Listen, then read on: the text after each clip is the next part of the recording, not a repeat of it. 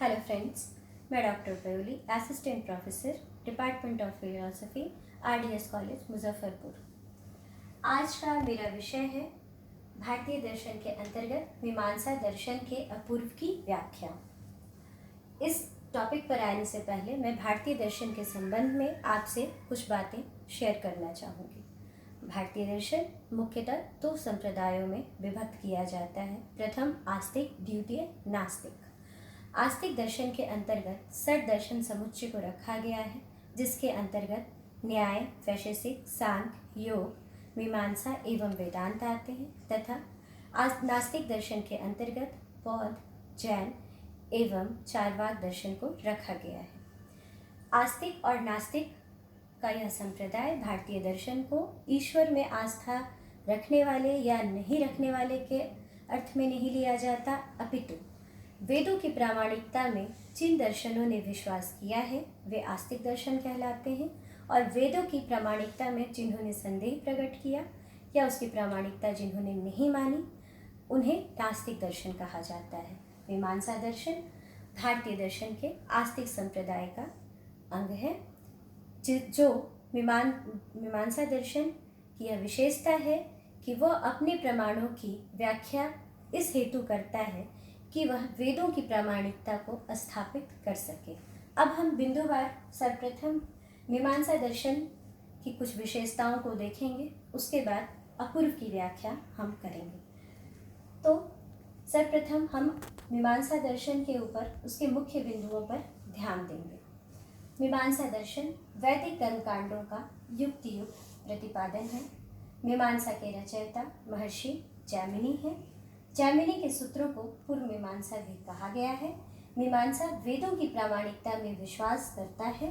वेदों की प्रामाणिकता को सिद्ध करने के लिए ही मीमांसा प्रमाणों की स्थापना करता है। मीमांसक वेदों की प्रामाणिकता सिद्ध करने के लिए स्वतः प्रमाण्यवाद की स्थापना करते हैं, जिसके अनुसार सभी ज्ञान स्वतः प्रमाणित होते हैं, जिन्हें सिद्ध करने के लिए अन्य किसी बाह्य प्रमाण की आवश्यकता नहीं होती। अतः स्वतः प्रमाण्यवाद वह सिद्धांत है जो ज्ञान को स्वतः प्रमाणिक मानते हुए उसकी प्रामाणिकता के लिए किसी अन्य बाहरी साधन की आवश्यकता जरूरी नहीं समझता। अब हम मीमांसा दर्शन के अपूर्व की व्याख्या प्रस्तुत करेंगे।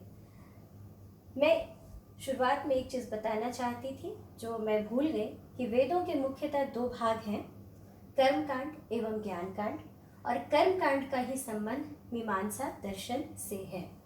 अब हम आते हैं अपूर्व के ऊपर। अपूर्व मीमांसा दर्शन का एक अत्यंत महत्वपूर्ण सिद्धांत है। वेद कर्तव्य ही धर्म माना गया है। मीमांसकों की यह मान्यता है कि धर्म का पालन निष्काम भावना से करते हुए निषिद्ध कर्मों का त्याग करना चाहिए। मीमांसा आत्मा को चैतन्य नहीं मानता है। यह चैतन्य तब होता है जब शरीर के संपर्क में आता है।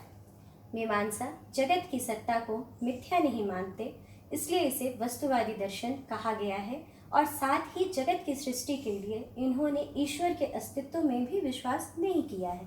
तो सहज एक प्रश्न उठता है कि अगर ईश्वर में इनकी आस्था नहीं है तो इस जगत के रचयिता कौन है, इस जगत का संचालन किस प्रकार होता है। इसके लिए ही मीमांसकों ने अपूर्व की व्याख्या की है। उनके अनुसार जगत की सृष्टि की शक्ति कर्म में है, अर्थात जब कोई व्यक्ति कर्म करता है तो उससे जो शक्ति उत्पन्न होती है वही अपूर्व है, और इससे ही यह विश्व संचालित होता है।